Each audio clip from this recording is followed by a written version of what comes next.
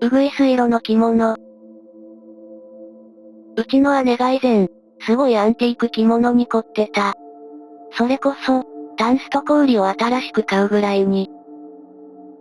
確かに見ていて綺麗だなぁとは思うが、当時リア充だった俺には、なんでそこまで買い漁るのかがさっぱりだった。そんな一昨年のゴールデンウィーク頃、姉が京都にデートに行った帰りに、昭和初期くらいの訪問着、と言ってた、思って帰ってきた。うぐいす色で梅とか松とか、おめでたそうな柄だった。姉は、彼氏が選んでくれた。と、姿見の前で羽織って大騒ぎ。母と祖母も二人で、綺麗やわとか、ええものやわと大騒ぎ。俺はというと、和室で親父とごろ寝しながら騒ぎを聞いていたんだが、いきなり姉母祖母が押し寄せてきて、親父ともども追い出された。どうやら絵文掛けに飾るらしい。俺はふてくされて自室で寝た。目が覚めると、すでに午後10時くらいだった。うわぁ、晩飯食い損ねたとドアを開けると、なぜか家中シーンとしている。階段を降りると、まず食卓に母と祖母がいた。緊張した顔で、和室の方を見ている二人。俺を見ると、厳しい顔で手招きする祖母。なぜか手には、肉切り包丁。さらに、母の手にはすりこぎ。と思った瞬間、和室の方から、ザザザザザザザザザザザ、と、摩擦音のような音がした。さらに緊張する祖母と母。手伝ってきてくれ。おまんは力あるから。うちは〇〇。聞き取れなかった。持ってくる。内心ちびりそうになりながら、そっと戸に手をかける俺に、祖母が握らせたのは出刃包丁。覚悟を決めて一気に引き戸を開けると、目の前には父と祖父が身構えて立っていた。部屋の真ん中には、手と足の生えた、緑色の布の塊。それが部屋の真ん中で、ぐるぐる回っている。多分、あれは姉だ。しかし、見えている手がおかしい。二つある。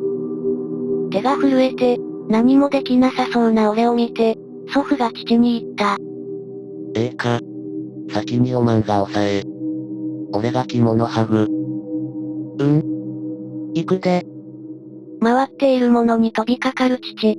しかし相当強いらしく、引きずられてしまう。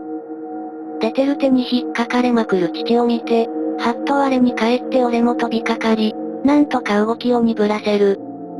祖父がその隙に、そいつの着物をひっぺがした。やはり中身は姉だった。しかし、着物を剥がしても収まる様子が見えず、父に噛みつき、犬のように首を打ち振る姉。父の血があたりに飛び散る。もう手が痺れてきて。ダメだ、と思った瞬間。ガラガラガラっと大きな音を立てて戸を開け、祖母が突進。薄茶色い液体を着物にぶっかけた。やっと父から口を離した姉を、母が布団でくるみ、上から縄で縛り、何度の中に押し込んで鍵をかけた。その翌日、庭で着物を燃やした。満身創痍の父と俺と祖父の三人は、その灰をたっぷりかけられた。姉は克明に出来事を覚えているらしいが、どうしても話してくれなかった。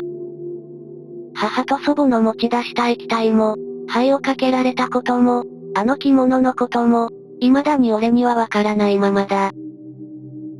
ちなみに、前突っ込まれなかったから書かなかったが、おまん、っていうのは、自分の地方でのお前って意味な。進学してからポロッと口に出して、ドン引きされてしまった。あと、後日談にも満たないことだけど書いておく。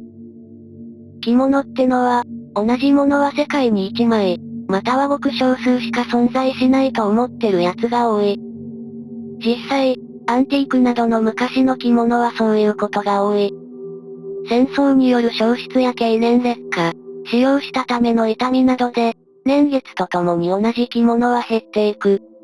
だが、1や0に必ずなるとは限らない。特に人気だった柄の着物などは、田舎では戦火を免れて、いろんな地方に残っていたりする。俺の進学したのは、実家から遠く離れた地方都市だった。大学ではクラブやサークルの勧誘が連日続き、部活の公開見学会なども行われていた。俺はそこで再会してしまった。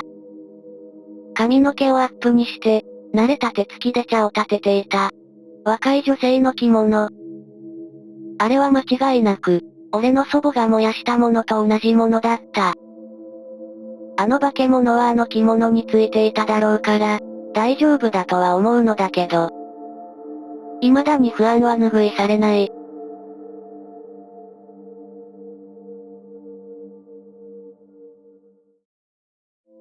釣る女。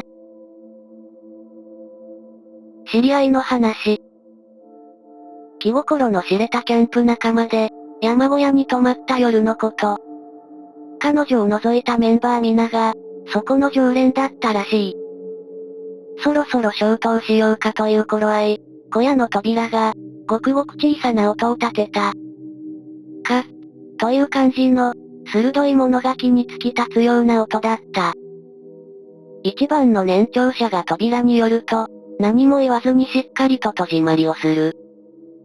皆が平然としていたので、彼女もそれ以上キーには思わず、寝入ったという。夜が明けて、顔を洗おうと彼女が扉を開けると、そこには異様なものがあった。数えきれないほどの釣り針が、扉の表に食い込んでいたのだ。釣り針には黒い糸が結ばれており、延々と山の中へ伸びている。橋がどこに繋がっているのかなど到底見えない。あまりのことに、彼女が扉前で突っ立っていると、他の者も集まってきた。おや、昨夜はぎょうさん来よったな。山ん中に獲物が少ないのかもしれんね。誰も驚かず、普通にそんな会話など交わしている。事情がわからないのは彼女一人のようだった。この山には昔から、物騒な女がいてね。動物を針で引っ掛けてさ、山の奥へ連れて行くんだ。うち一人がそう教えてくれた。見てごらん。そう言って黒い糸を指さす。指摘されて、初めて気がついた。黒い糸は、すべて人の髪の毛を結わえて作られたものだった。出立前に一人がナタを持ってくると、黒い糸をブチブチ切断した。引き抜いた釣り針とは別にして、ふもとでゴミとして処理するのだという。彼女は恐れをなしたが、あくまでも他の皆は普通に振る舞っている。結局それ以上変わったことは起こらなかったらしい。これって、ヤマンバみたいな存在だったのかな？彼女はそう不思議そうな顔をしていた。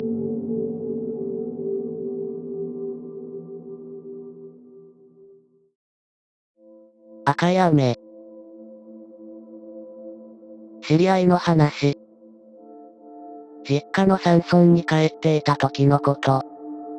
いとこと一緒に山に入っていると、にわか雨に降られた。雨に打たれているうち、なんとなく違和感を覚えた。おや？この雨って、妙にネバネバしているような気がする。気になった彼は、手で器を作り、雨を受けてみた。手のひらに溜まった液体は、確かに少し粘り気がある。そしてわずかに、赤がかって見えた。見ていたいとこが、あまり触らない方がいいかも。と伝えてくる。地元では赤い雨と呼ばれているのだという。瓶とかに溜めてしばらく経つと、色も消え粘りもなくなり、普通の水になっているのだそうだ。直接の害はないみたいだが、気味が悪いのでできるだけ触れないようにしているらしい。ただね。いとこは続けた。この雨が降った翌日って、村から犬が一匹消えるんだ。探しても探しても、見つかった例がないってさ。犬を繋いだり座敷の中に入れたりしないの？そう聞くといとこは仏頂面で答えた。犬以外の者がいなくなりだしたらどうするのさ。そこで雨の話題は打ち切りとなった。今でもあの山の中で、赤い雨が降っているのかどうかは不明である。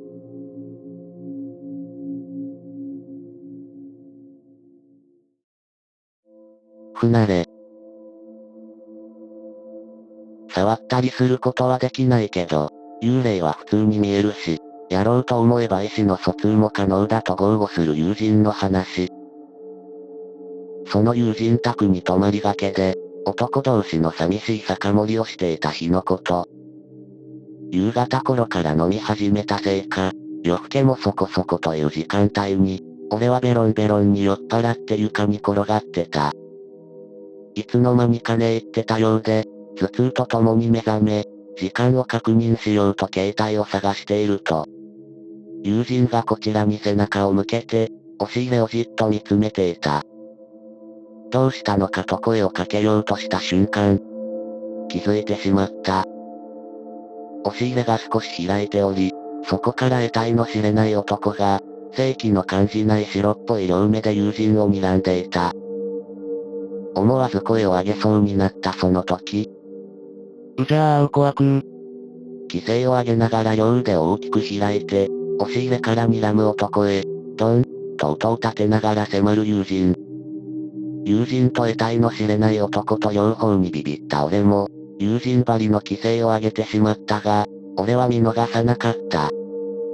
両目を見開いて驚きながら、頭を押し入れの角に打ちつけてから逃げるように消えた男を。後々聞いた話によれば、幽霊は驚かされることに慣れてないから、あれが一番効くんだ。と。あの幽霊の復讐か呪いか知らないが、その友人はそれから、財布を2度なくした。